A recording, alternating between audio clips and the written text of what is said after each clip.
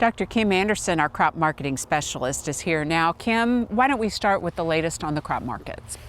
Let's start with prices. Prices reflect what's going on in the markets. You got wheat prices around $5.70 right now. We've gained about 20 or 25 cents over the last week.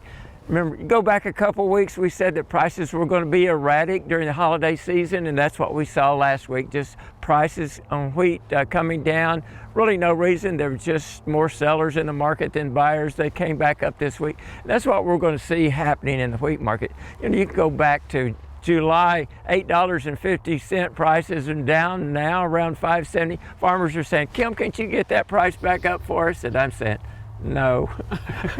You look at wheat, at corn prices, we've been up around $4.85. They're down now around $4.40, and that's because I think the U.S. harvest is a little higher than expected. And we've seen from late October to now that price decline in corn. Bean prices have been a bright spot. I talked to a farmer yesterday. He said, I got my beans in and it came in better than expected on yields, and they got a relatively good price, up around $12.90 now. It was down around $12.20 if you go back into early October. So good prices coming up in beans.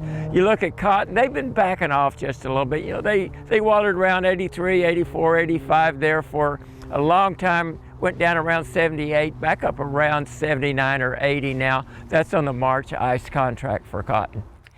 What are you hearing in terms of forward contract prices? Well, if you look at wheat for 24 delivery, 24 harvest, around $5.75. You know, so it's higher than the current price.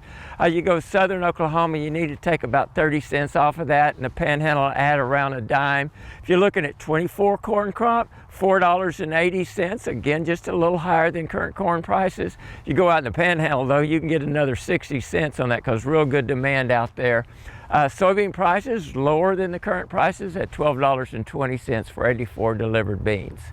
Any news coming out of the Black Sea area? Oh, there's always something coming out of the Black Sea area. Russia, they're always kind of manipulating the market with their news. They lowered their export tax on wheat because I think their exports weren't high enough. And then they said, hey, we may put on export quotas so they could possibly get that price back up. I think the market's just kind of blowing them off to a certain degree. The Ukraine, it looks like their grain harvest came in a little higher than expected, and their exports may be a little higher than expected. Australia's getting rain. That's lowering the quality of their crop and maybe lowering the quantity a little bit.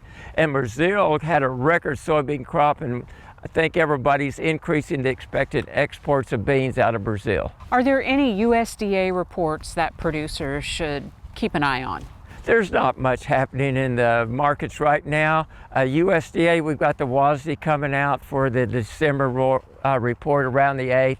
A little bit on production for some minor crops. In January, we have the year-end estimates, or the year-end announcement of what our crop yields and production was. The report that we probably need to be watching for is your planting intentions, and that'll be in late January for wheat and other winter commodities. As we wind down the year, what guidance do you have for producers at this time? This is the time that producers need to debrief. Go back and look over the 2023 crops. What did you do right? What changes do you need to make? And what do you want to produce in the 2024 crop year? Okay, make those plans now. That's the time. Okay, Kim, thanks a lot. We'll see you next week.